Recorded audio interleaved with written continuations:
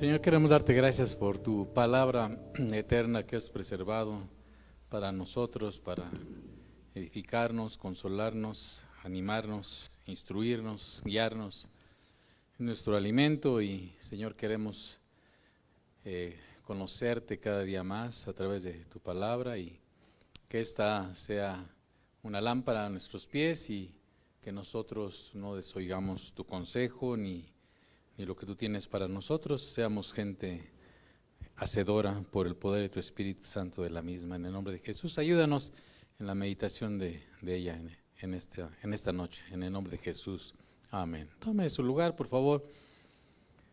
Buenas noches aquí y allá, donde quiera que nos vean, ¿verdad? Hoy vamos a comenzar la meditación, estudio, como quiera llamarle, del libro de Daniel. Normalmente cuando se habla del libro de Daniel, pues luego la mayoría de la gente luego piensa en las profecías, ¿no? Y les llama la atención el estudio del libro del profeta Daniel muchas veces por pues curiosidad, por cosas que están ahí escritas, y a veces eso es lo que inclina a la gente a escuchar o querer saber de lo que está escrito en el libro de Daniel. Pero hay algo más que visiones y que profecía, como vamos a considerar. Hoy en esta noche vamos a tratar de hacer una introducción acerca del libro, porque es un libro muy interesante. Y bueno, vamos a comenzar diciendo que el nombre de Daniel significa Dios ha juzgado, Dios es mi juez. Como les comentaba la vez pasada, Daniel y Ezequiel son profetas del exilio. Ellos ya pues fueron gente que les tocó experimentar el exilio que tantas veces Dios había anunciado por boca de sus profetas, como Habacuc, como Jeremías, como Isaías, por ese juicio que iba a venir por causa de su pecado, de la maldad del pueblo de Judá, del reino de Judá.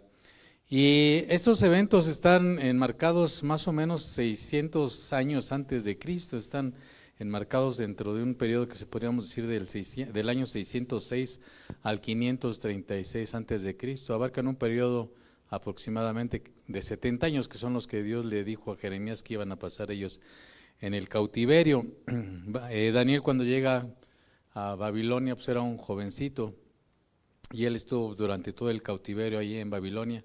Pues prácticamente cuando ya llegamos a los últimos capítulos de Daniel, pues él es un anciano de más de 80 años. El lugar de su ministerio pues es, como sabemos, Babilonia, y se puede clasificar este libro como de un género histórico profético. En el orden de las escrituras de los judíos, el libro de Daniel está ubicado dentro de los escritos, así se le llama. El Antiguo Testamento, en el orden de los judíos, hay tres grandes divisiones. Están la ley, que es la Torá, están los profetas y están los escritos. Y dentro del canon de los judíos, el libro de Daniel está clasificado dentro de los escritos. Dentro de nuestro canon, que está basado mucho en el orden que viene en la Septuaginta es una traducción de la Biblia hebrea o del Antiguo Testamento al griego que se hizo, y pues ahí los clasificaban un poquito diferente, y en el caso de Daniel está clasificado dentro de los profetas.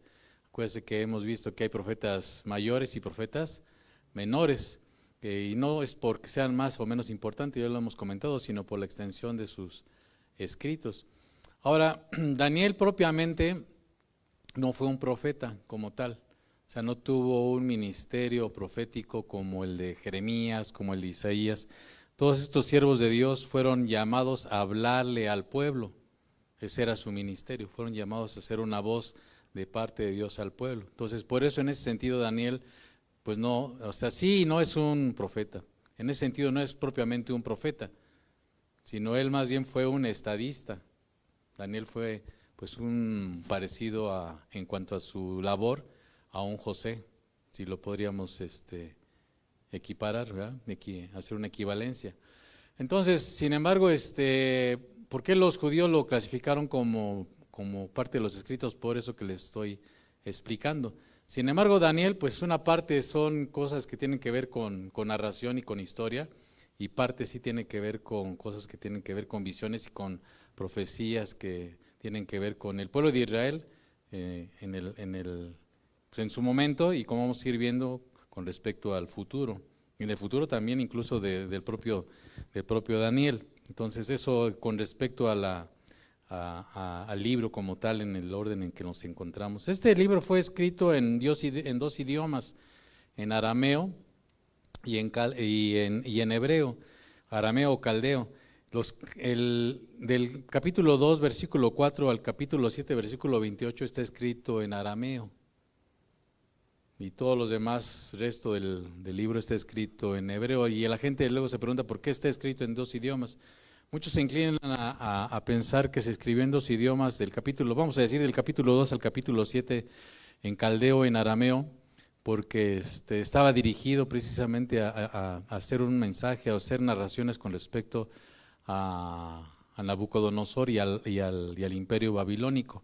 Y todos los demás escritos pues tienen que ver más con visiones, etcétera, ¿no? Entonces algunos se inclinan a pensar que por eso fue escrito en estos dos idiomas, ¿vale?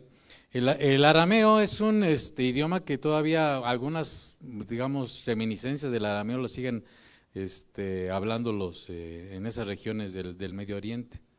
El arameo es una lengua semítica, igual que el hebreo, es muy parecidos, pero pues ahora sí que son diferentes, aunque su raíz es la misma, igual que las lenguas latinas, ¿no? El francés, el español, el portugués, son lenguas de origen latino, el español, todas esas su raíz son raíces latinas, ¿vale? Igual que hay lenguas que son de raíces sajonas, como el inglés, como el alemán y otras, ¿vale? Entonces, para que nosotros lo tengamos presente. Usted va a decir, pues eso a mí qué me importa, al fin que ya lo tengo en español. Bueno, pues es importante saber. Esta reunión de hoy le vamos a tratar de poner algunos fundamentos que nos permitan ayudar a entender mejor el contexto del libro de Daniel. No creo que nada más es por rellenar un espacio, porque darle datos de carácter, ahora sí que cultural, ¿verdad? El libro de Daniel se divide básicamente en dos partes, lo que podríamos llamar, como le decía hace rato, la historia o narración, que va del capítulo 1 al capítulo 6. Y del capítulo 7 al capítulo 12 tiene que ver con visiones que Dios le dio a Daniel. Eso lo vamos a ir viendo con detalle. El libro de Daniel ha sido objeto de muchas controversias, casi más que cualquier otro libro de la Biblia. Le voy a explicar por qué. Hubo un pagano que se llamaba Porfirio, allá por el siglo III después de Cristo, que él cuestionó la autenticidad del libro de Daniel, porque pues cómo era posible que los eventos que narra Daniel, sobre todo en la parte de las visiones, tuvieran un cumplimiento tan exacto. ¿Cómo es posible que hubieran sido tan exactas, tan precisas el cumplimiento de las cosas que él escribió, si hubiera sido escrito en el siglo VI antes de Cristo? Entonces ellos presumen por eso de que probablemente el libro de Daniel, ya se acuerda que en Isaías muchos piensan que está escrito por 2 Isaías y algunos piensan que hasta por 3 Isaías. Entonces en el caso de Daniel también se cuestiona que algunos piensan, sobre todo gente de corriente liberal, que está escrito por dos autores, ¿verdad? Pero sobre todo porque niegan la autenticidad del libro en el sentido de la sobrenaturalidad del mismo en cuanto a las profecías, ¿vale? Entonces ha recibido muchas críticas, sobre todo más de manera injundiosa a partir del siglo XVII. Se sigue, los eruditos liberales que empezaron a surgir en ese tiempo, pues los sitúan en el segundo siglo antes de Cristo, o sea, 200 años antes de Cristo y no 600 años antes de Cristo, como muchos de nosotros creemos que así fue escrito. Sobre todo le decía porque detalla con mucha precisión acontecimientos históricos que ocurrieron durante el periodo de los macabeos. Eso a lo mejor ya no nos da tiempo en esta vida de estudiarlo, pero entre Malaquías y Mateo hay un periodo que se le llama intertestamentario. Ese periodo intertestamentario entre Malaquías y Mateo, pues ocurrieron muchos eventos de carácter histórico que dan lugar a cosas que nosotros vemos en los evangelios.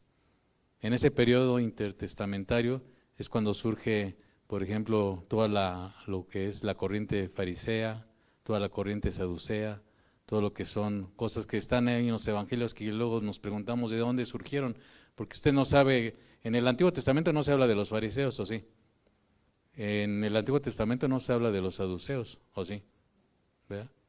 Pero hay una razón de por qué surgieron todos ellos, ¿ok? Y eso está en el periodo intertestamentario. Entonces es importante a veces nosotros entender algunas cosas, y cuando Daniel relata en los últimos capítulos del libro cosas que sucedieron de manera precisa en el periodo de los macabeos, pues la gente dice, no, pues cómo pudo haber sido escrito muchos siglos antes. ¿Se acuerda cuando vimos el libro de Isaías, que Isaías habla acerca de Ciro? Y que muchos por eso cuestionan, pues cómo hasta el nombre da de un emperador que surgió muchos siglos después, más de 200 años después. ¿Cómo es posible? No, pues la única explicación para la gente que no cree en la sobrenaturalidad de las Escrituras y en un Dios sobrenatural, pues es que se escribió por otra persona después. Esas son las explicaciones que llega a dar la gente, ¿no? Entonces, sin embargo, nosotros entendemos que este libro fue inspirado por Dios y Dios de alguna manera anunció cosas que iban a pasar aún muchos siglos antes. Así que es importante esto que le comento, porque cuando uno lee la Escritura, pues uno tiene que creer en aspectos sobrenaturales. Y cuando lee, por ejemplo, el libro de Daniel, uno tiene que creer en aspectos sobrenaturales, porque si no cree que esto fue escrito de una manera sobrenatural, pues ¿cómo nos atrevemos a pensar que, por ejemplo, Dios libró a los amigos de Daniel del horno de fuego? ¿Sí da cuenta del razonamiento? Si nosotros no creemos en la sobrenaturalidad de la Escritura y de las cosas que narra, pues entonces son puras narraciones de carácter ilustrativo y con un carácter de sentido figurado. Por ejemplo, si no creemos que Daniel fue librado del foso de los leones de una manera sobrenatural, pues entonces si es una figura, solamente es una ilustración, solamente es una enseñanza así por encima, pues no. ¿Cómo cree usted y nosotros en la sobrenaturalidad de la Escritura? ¿Sí me va siguiendo?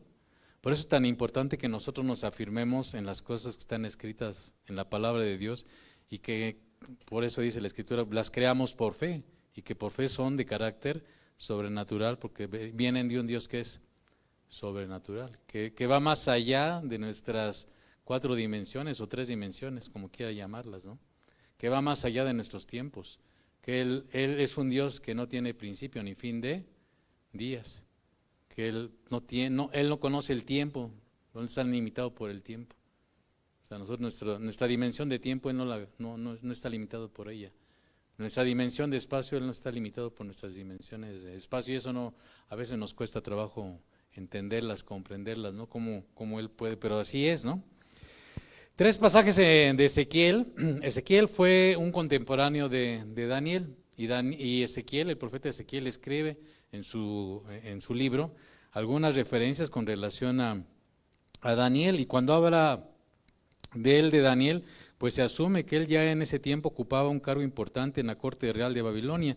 Así es que estas referencias en el libro de Ezequiel con respecto a Daniel, pues forman parte importante de la historicidad del propio Daniel. Nosotros vamos a ver cosas que tienen que ver con cosas históricas, y a veces la gente pues nos da flojera, yo no sé, porque desde las escuelas nos enseñan a ver la historia como algo intrascendente, pero la historia tiene mucha trascendencia para nuestras vidas. Nosotros estamos forjando parte de la historia, nosotros formamos parte de la historia, tú formas parte de la historia, yo formo parte de la historia, aunque no lo sepamos. Ahorita estamos siendo testigos de muchos acontecimientos a nivel histórico, pero pues ahorita somos totalmente a veces, o sea, ni siquiera se nos pasa por la cabeza la trascendencia de cosas que están pasando en estos tiempos en todo el mundo. Y dentro de 10, 15, 20, 30 años, a lo mejor cuando ya ni estemos en este planeta Tierra, pues los que nos continúen en vivos en ese tiempo, pues sabrán lo que implicó cosas que sucedieron en ese tiempo. No sé si me va siguiendo. Entonces es importante que nosotros lo tengamos en cuenta, porque la historia, usted va a darse cuenta que Dios es un Dios que interviene en la historia. Dios interviene en la historia de las naciones, pero también en la historia de cada uno de nosotros, ¿o no? Ese es el Dios de la trascendencia, es un Dios trascendente. Por eso es importante que nosotros entendamos estos conceptos, es un Dios trascendente. Porque si no, pues ¿en qué Dios estamos creyendo si no es un Dios que trasciende aún a nuestro momento actual, ¿no? ¿Vale? Entonces, incluso el Señor Jesús, ahí en Mateo 24:15, no lo busque, Él hace referencia a Daniel como un profeta, cuando Él está hablando en el Sermón del Monte de los Olivos, Él antes de ir a la cruz del Calvario. ¿Se acuerda que los discípulos le decían respecto al templo de Herodes? Que estaban admirados y le decían, mira Señor, este lugar. Les dijo el Señor, ¿se acuerda qué le dijo el Señor? ¿O no se acuerda? O ya está, le estoy hablando en chino, japonés, mandarín, italiano. Entonces les dijo, ven esto que ustedes admiran, dice, ¿no quedará qué? Entonces, y en parte de esa lectura que usted puede encontrar en Mateo 24, el Señor dice, tal como habló el profeta Daniel respecto a la abominación de la desolación. Entonces, el Señor, cuando Él habló de la abominación de la desolación, no hizo referencia a eso como algo así, un mito, sino Él hizo referencia a eso como una realidad, ¿vale? Entonces es importante que tomemos en cuenta esto. Dice la Escritura, por tanto, cuando veáis la abominación de la desolación de que habló por medio del profeta Daniel, colocado en el lugar santo. Dice ahí en la Reina Valera, el que lea, que entienda. Entonces no es que esté tonto uno leyendo que no comprenda uno la sintaxis, sino el sentido espiritual y profético de lo que está el Señor queriendo transmitir. Ya después nos meteremos en esas honduras, pero pues vamos tejiendo despacio que vamos deprisa, ¿no? Decía un rey español. Bueno, ¿cuál es el objetivo de este libro? Pues este libro, usted va a darse cuenta que en estas horas oscuras del cautiverio de Israel, ¿se acuerda cuando estuvimos leyendo el libro del profeta Jeremías? Fue un momento muy, muy tremendo, muy trágico para el pueblo de Israel, la cautividad. Si usted lee, de hecho, le animo a que lea el libro de Lamentaciones. El libro de Lamentaciones es un libro que escribió Jeremías con respecto a todo lo que ocurrió cuando Babilonia, cuando Nabucodonosor terminó de invadir al reino de Judá, Jerusalén, y a destruirla. Entonces, en estas horas oscuras, con esta destrucción trágica de Jerusalén y del templo, pues siempre se necesita el testimonio del poder y de la providencia de Dios. Entonces se va a dar cuenta cuando estemos estudiando este libro, que este libro es un libro que alienta mucho a nosotros a permanecer firmes en nuestra fe y a permanecer en el Señor, fieles a Él, a pesar de... El pastor nos hablaba de una manera y otras el domingo acerca de que el cristiano somos como salmones, ¿no? ¿Se acuerda que el domingo nos decía que somos como salmones? Bueno, pues si hay un libro que nos habla de cómo ser salmones, ¿sabe qué libro es? ¿No sabe qué libro es el que nos habla de cómo ser salmones? Bueno, toda la escritura, pero en particular el libro de Daniel es un libro que nos habla de cómo ser salmones, ¿verdad? Y no solamente de cómo ser salmones, sino cómo tener esperanza, confianza en Dios, fortaleza en Dios, saber que Dios tiene, cuando somos sus hijos, Él nos tiene en el hueco de su mano y nos alienta y nos consuela y nos anima. Entonces el libro de Daniel tiene todo eso. El libro de Daniel proporciona una visión de Dios que se repite y que es la misma en todo el Antiguo Testamento.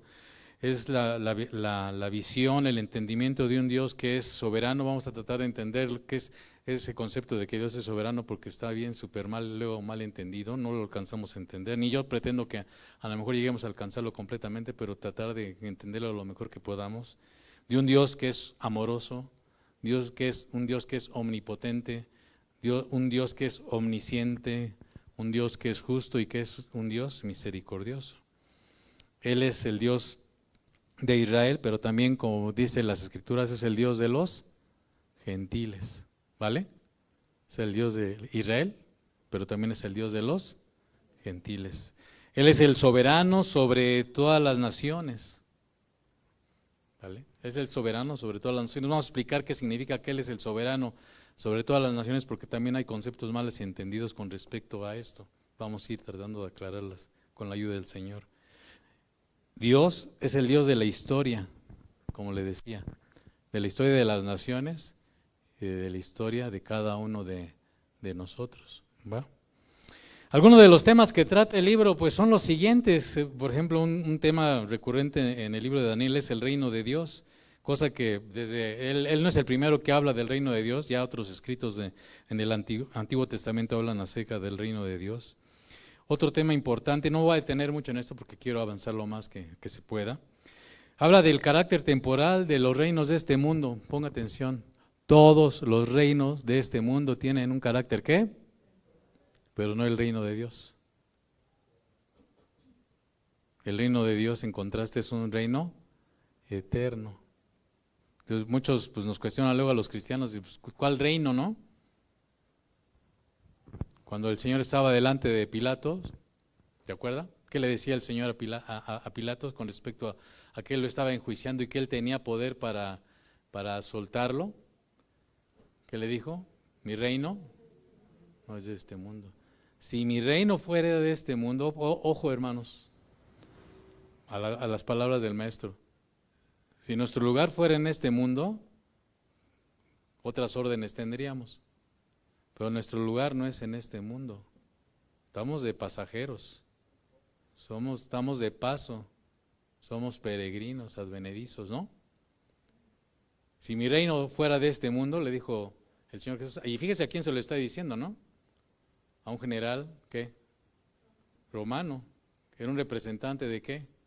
Del imperio romano, un representante de César, del imperio más grande en ese tiempo. Dijo, si mi reino fuera de este mundo, yo habría pedido, ¿qué? ¿Cuántas? 12 legiones. Cuando el Señor Jesús le dijo eso a Pilato, pues yo creo que Pilato se queda así como que, no sé si tragó saliva, pero por cuando le dijo 12 legiones, ellos sabían lo que representaba una legión. En cuanto a poder militar, ¿me estoy explicando? Mi reino no es de este mundo. Pero los reinos de este mundo sí son ¿qué? Temporales, como lo vamos a ver en la Escritura. Asiria tuvo su clímax, pero después se vino abajo, o sea, ya lo vimos, ¿no? Babilonia, este imperio neobabilónico tuvo su clímax y también su decadencia. El imperio medo-persa tuvo su clímax y su decadencia. El imperio griego, su clímax y su decadencia. El imperio romano, su clímax y su decadencia. Y así todos los imperios, ¿vale? Para que entendamos los porqués de los porqués luego de las cosas que llegan a pasar aún en nuestros tiempos. Porque así aunque haya ahorita una potencia que se presume como la máxima potencia, tarde o temprano también va a dejar de ser lo que es. ¿Se va siguiendo? ¿Por qué lo digamos nosotros? Pues no, pues porque pues lo dice la Escritura, ¿no? Y porque así nos lo enseña ¿qué? La historia, ¿no? ¿Vale? No se duerma.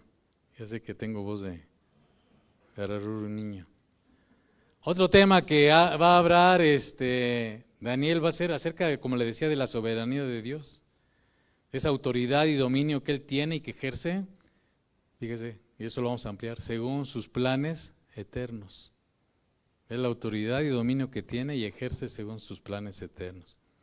También pues, va otro tema que es recurrente en el libro de Daniel acerca de la persecución del pueblo de Dios. Pablo le decía a Timoteo, tú el que quiera vivir piadosamente, ¿qué? Persecución, ¿verdad? Y el Señor también lo dijo, ¿no? ¿O no? O sea, por todos lados se nos anuncia a los que somos creyentes genuinos que de una u otra manera va a haber oposición. Más o menos va a haber oposición. La cuestión es qué vamos a hacer cuando vengan esos tiempos de oposición, de persecución, en los que tengamos que decirle sí al Señor y no a la Babilonia de este mundo, ¿no? Pero también habla acerca del fracaso de la sabiduría de los hombres. Muchos, entre otras visiones que, por ejemplo, de los sueños que tuvo Nabucodonosor, Nadie podía saber decirle cómo interpretar el significado de dos de sus sueños, ¿no? Y con respecto a Belsasar, que era el último rey de Babilonia, pues no supieron ningún adivino, ni astrólogo, ni mago descifrar la escritura que había puesto de manifiesto ahí en la pared mientras él estaba ahí haciendo mofa y escarnio de los tesoros de las copas del templo, ¿no? Entonces lo vamos a ver con calmita. Pero eso nos deja ver que la sabiduría del hombre es, como dice Santiago, ¿es qué? Animal, terrenal, diabólica. No, dice Corintios, no lo vamos a buscar porque no nos da tiempo. Dice primero a los Corintios 2:6 que la sabiduría de los hombres no alcanzan para comprender por qué hubo necesidad de que se crucificara al Señor Jesús. No lo comprenden, ¿vale? Ahí como dice. Sin embargo, dice, hablamos sabiduría entre los que han alcanzado madurez y sabiduría, ¿qué dice? No de este siglo, ni de los príncipes de este siglo que perecen, porque si no, no hubieran, ¿qué? Crucificado. ¿No? Si no, o sea, el diablo pensó que con eso ya había acabado con el Hijo de Dios, pero pues no. ¿Se da cuenta? Entonces la sabiduría de los hombres no es trascendente, es animal, diabólica, es temporal, vana. Entonces, por eso es la importancia por eso tenemos un librote de 31 capítulos, si no mal recuerdo, ¿no? De que nos hablan de pura ¿qué? Sabiduría, ¿no? ¿Qué es el libro de qué? Es la sabiduría conforme a Dios, ¿vale? Bueno, Daniel, le decía, aproximadamente la mitad del libro de Daniel tiene que ver con acontecimientos históricos. Y en la mayor parte de estos primeros capítulos Daniel estuvo involucrado, nos da información amplia y nos habla de las tareas que este hombre estuvo desarrollando ahí en Babilonia como un hombre. Fíjese, Daniel tiene dos aspectos importantísimos que nosotros podemos aprender de alguien. Daniel fue un hombre de Dios, indudablemente, pero también fue un hombre, fíjese, de Estado. Fue un hombre político. Fue un hombre político. Fue un hombre de Estado. ¿Ok? Entonces, eso hay muchas enseñanzas ahí al respecto. La política pues, es una cosa muy tremenda, ¿no? Porque depende de para dónde sople el aire, se acomodan las velas, ¿no? Depende para dónde sople el viento, ahí se acomodan las velas, ¿no? Y si hoy soplan para el color verde, ay no, o sea, todos los colores ya los tienen secuestrados. Ya no podemos color X, pues para ahí van. Si van para el color Y, pues para allá, todos así. Para un lado y después. ¿Por qué? Porque no hay convicciones firmes, espirituales. Y usted va a ver que Daniel tenía convicciones firmes, espirituales. Y estaba en una nación, en un imperio, pues que no era cosa fácil donde él estuvo. ¿Sí me va siguiendo? A veces nosotros ponemos pretextos, es que, ay hermano, no es fácil. Si usted supiera dónde yo trabajo, pues Daniel, igual, ¿no? ¿O no? José, pues igual, ¿no? Digo, hablando de gente que está en posiciones de eminencia, ¿no? Por decirle de algún, como dice la güera, gracias hermana, desde el punto de vista humano, ¿no? ¿O no? Pues entonces, si ellos pudieron dar testimonio, mantenerse fieles, ser testigos, tener convicciones, no los movieron y estuvieron dispuestos a pagar el precio de sus convicciones y no dar marcha atrás, pues es un ejemplo a seguir, ¿o no? Ellos tenían el Espíritu de Dios, pues nosotros también tenemos el Espíritu de Cristo, ¿no? Todavía más, tenemos todavía más recursos, si se puede de alguna manera decir, ¿no? Daniel, como le decía, él fue un hombre que fue un instrumento que Dios usó para mantener, para glorificar su nombre, el nombre de Dios, ¿verdad? Obviamente, en un país extranjero, en un país idólatra, en un país que, como vamos a ir viendo, pensaban que ellos habían derrotado al Dios de Israel. Ujú. Daniel fue un hombre que tuvo el privilegio de parte de Dios y no fue algo gratuito en el sentido de que se las haya dado a cualquiera. Daniel fue un hombre que consagrado, y por su consagración, su santidad, por su dedicación, por su búsqueda de Dios, Dios le plació revelarle cosas acerca del futuro. Él tuvo estas tareas, tuvo tareas, aunque estas eran tareas de manera general, él tuvo tareas muy específicas, ¿verdad? Él tuvo que, junto con sus amigos, confrontar las situaciones que se presentaron una vez que llegaron a Babilonia. Él tuvo que, de una manera, Dios lo usó de una manera sobrenatural para revelarle el sueño a Nabucodonosor, cosa que ni sus magos ni sus astrólogos habían podido ser capaces de hacer. Usted ya ha oído 20,000 veces o 20,800 millones la historia de los amigos de Daniel, cómo Dios los libró del horno, pero no nada más es que los libró del horno, hay que ver todo lo que implicó esa situación, ver el contexto de lo que ocurrió con ellos, ¿verdad? El otro sueño que el Nabucodonosor, pues nadie se atrevió a decirle el sueño, revelarle el sueño cuando Dios le dijo que iba a caer en locura, ¿no? ¿Vale? Muchos años después, Daniel le reveló a Belsasar por mano de Dios que lo que estaba escrito en la pared. También Dios usó no solamente, fíjese, es uno de los pocos casos en los anales de la historia donde un mandatario o una persona de alto rango pasa a formar parte de un reino, de un nuevo reino, pasar de un reino anterior a un nuevo reino. Que normalmente en esos tiempos, cuando una nación conquistaba otra, pues a todo mundo volarles la cabeza, exiliarlos, matarlos, pero era ahora sí que, como usted ya sabe, llega alguien nuevo y a cambiar todo, ¿no? En el caso de Daniel, cuando llegó al imperio medo-persa y conquistó Babilonia, Daniel fue otra vez levantado por Dios para dar testimonio ahí a Ciro y a Darío I. Entonces, Daniel es una figura admirable como siervo de Dios.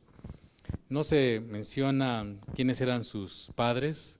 Lo que sí vemos por el capítulo 1 es que él pertenecía al linaje real, era de la nobleza, y es muy probable que, pues por el testimonio que él da, que sus padres hubieran sido personas piadosas a juzgar por cómo él se conducía en su vida.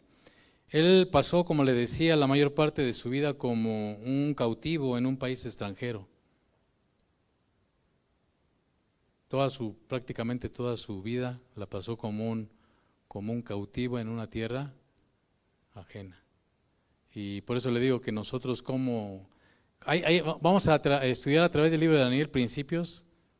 Nosotros estamos en una tierra extranjera, o esta va a ser nuestra tierra. Estamos como peregrinos, ¿no? Estamos como extranjeros. ¿Y cómo debemos de conducirnos en nuestro peregrinaje? ¿Cómo va a ser nuestra conducta? ¿Cómo va a ser nuestras convicciones? ¿Dónde están fundamentadas nuestras convicciones? ¿Cuál va a ser nuestra tarea mientras estamos en esta tierra? Daniel nos va a enseñar cómo poder hacerlo. Y aunque él vivía en una posición altamente favorable y honorable como un funcionario de elevado rango, pues podemos ver cosas muy particulares de él. O sea, a él no lo compró el dinero, no lo compró la fama y pues tampoco la dama, ¿no? Daniel fue un hombre con un alto nivel espiritual. Usted lo va a ver y todos nosotros lo vamos a ver cuando estemos estudiando este libro. Fue un hombre de una rectitud inquebrantable. Es alguien que nos puede decir, sí se puede. O sea, sí se puede ser recto en un mundo malo. Sí podemos vivir una vida recta. Para algunos que dicen, no, es que no se puede, no, es que soy débil, es que Juanita, Pepita, Pedrito, lo que quieran. No, es que no se puede, es que soy muy esto. No hay pretextos. Porque vamos a ver un hombre que no puso pretextos para guardarse, para vivir rectamente. Habla de su madurez espiritual. Él mostró rectitud en todo tiempo, en las duras y en las maduras. Fue un hombre valiente. Daniel fue una persona de considerable bravía. Cuando Nabucodonosor tuvo el sueño en el que él veía cómo se convertía en bestia, pues nadie se animaba a decirle lo que significaba el sueño, por 5 poderosas razones, ¿no? O cuando Belsasar vio lo escrito ahí en la pared y Daniel recibió la revelación, Daniel no tuvo en reparo en decirle, rey, tú has hecho esto y esto y esto y esto. Le dijo palabras fuertes a Belsasar. A ver cuántos de nosotros nos atreveríamos a decirle a alguien de alta dignidad, decirle, tú eres como igual que Juan el Bautista le decía a Herodes, ¿verdad? Era un hombre valiente, Juan el Bautista. No te es lícito tener la mujer de tu hermano. Eres un adúltero. ¿Se da cuenta? Digo, no hay que ser grosero, pero hay que a veces poner los puntos sobre las sillas, ¿verdad? Daniel fue un hombre de alta capacidad, como vamos a ver en las Escrituras. Fue un hombre altamente capaz. Estuvo ahí en esos 3 años en la Universidad de Oxford, de Babilonia. Sí, estuvo 3 años ahí en la Universidad de Oxford de Babilonia. Sí, en serio. Así se llamaba Babilonia, pero pues para que me entienda, o de Oxford, Harvard, en el MIT, ¿cuáles son las más famosas? Pues todas esas que son así de Pispiris Nice, ¿no? Del mundo mundial. 3 años estuvo ahí en la Universidad de Babilonia como estudiante. Dice la Escritura que sacó puro. Para los que piensan que el 10 es vanidad, ¿no, hermano? O sea, aún en eso Daniel nos enseña que debemos de ser gente de ¿qué?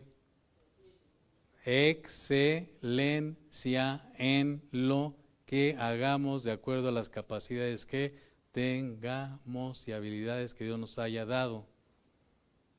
¿Vale?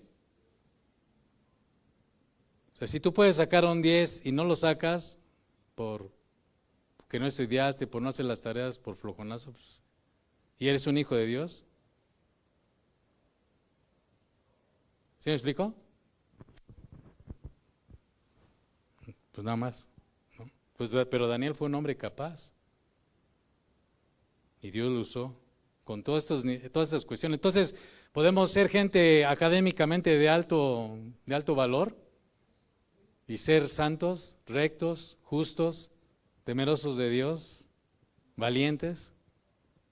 Claro que sí, ¿verdad? Una cosa no está peleada con la otra. Vez que piensan que la gente, los cristianos somos, no sé, de retrasados mentales, ¿no? Pero pues, no, que ver. No, se confunde la gimnasia con la magnesia, ¿vale? Entonces, hasta aquí vamos a dejarlo. Y a partir de la próxima vez que nos veamos, pues vamos a entrar de lleno ahí a esta primera parte que tiene que ver con la historia de Daniel, de los capítulos 1 al 6. Y lo primero que vamos a ver es cómo comenzó esta odisea, este viaje babilónico. ¿Sí? Jesús decía cuando oraba por sus discípulos, te ruego por estos y por los que han de creer, entre otras cosas decía el Señor, ¿se acuerdan? Ahí en el capítulo 17. Y una de las cosas que el Señor decía mientras oraba al Padre por sus discípulos y por nosotros, los que habíamos de creer, una cosa que les dijo es, y este va a ser nuestro siguiente tema, están en el mundo, pero no somos del mundo. O sea, que podemos estar en Babilonia. Sí, podemos estar en Babilonia, pero no somos de Babilonia. Estamos en este mundo, ¿no? Pues digamos, en sentido figurado, pues estamos en la Babilonia, ¿no? O no me diga que está lo que nos rodea así, que dice lo más santo de lo santo y así de lo... ¿No, verdad? Pero Dios nos ha llamado en medio de este mundo que se corrompe a hacer ¿qué? Luz. Y sale lo que vamos a empezar a estudiar a partir de la próxima vez que nos veamos con Daniel capítulo 1. Usted lea el libro de Daniel, póngase a leerlo, estúdielo, medítelo, reflexiónelo y apropiéselo. Vamos a, con la ayuda del Señor, a buscar ubicarnos en el tiempo y en el espacio de Daniel, y vamos a tratar con la ayuda de Dios hacer una extrapolación, y esas cosas que vivió Daniel que vamos a estudiar con detenimiento, trasladarlas a nuestro tiempo presente. Ahora sí que a mí me gustaba una serie viejita cuando era niño que se llamaba El Túnel del Tiempo, ¿no? Siempre me encantó El Túnel del Tiempo, porque eran unos viajeros que se iban hacia momentos de la historia del año de la canica, iban y regresaban. Y pues vamos a tratar de hacer, no, pues tú, ni tu mamá, pero así era la cuestión, ¿no? Así es que vamos a tratar de hacer eso con la ayuda de Dios para que no digan, ay, pues pura historia, hermano.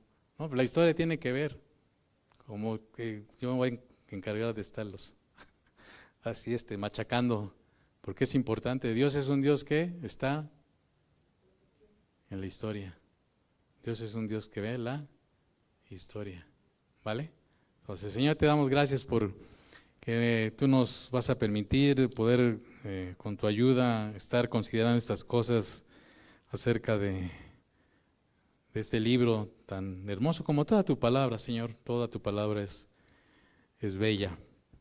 En particular ahora al tratar este libro, pues queremos que nos ayudes a considerar lo que tú orabas, Padre, Señor Jesús, al Padre en ese tiempo antes de ir a la cruz del Calvario. Estamos en el mundo, pero no somos del mundo, Señor. Y así como Daniel estuvo en Babilonia, pero no era de Babilonia, Señor. Estuvo ahí y fue un hombre que tú levantaste para la gloria de tu nombre. Y queremos rogarte que tú levantes a tu pueblo, nos uses a nosotros como tus hijos para la gloria de tu nombre, ahí donde nos encontremos, con nuestra familia, en el trabajo, en la escuela, donde vayamos, podamos ser luz y podamos ser sal y manifestar ese carácter tuyo que también implica rectitud, valentía, capacidad, decisión, confianza, fe, porque hemos rendido nuestras vidas al Dios soberano, todopoderoso, amoroso, justo, recto, misericordioso, omnisciente, omnipotente, que eres tú. Queremos, Señor, dejar una huella en otros de lo que tú has hecho en nosotros, testimonio de lo que tú has hecho. Ayúdanos, Señor, en esta tarea de trascender para que tu nombre sea glorificado y otros vengan a conocerte, Señor. Usa esta iglesia, usa nuestras vidas como un instrumento de tu gracia, de tu poder. Queremos rendirnos a ti y ofrecerte todo lo que tenemos, Señor, para que tú lo transformes y lo utilices para la gloria de tu santo y bendito nombre. En el nombre precioso de Jesús. Amén.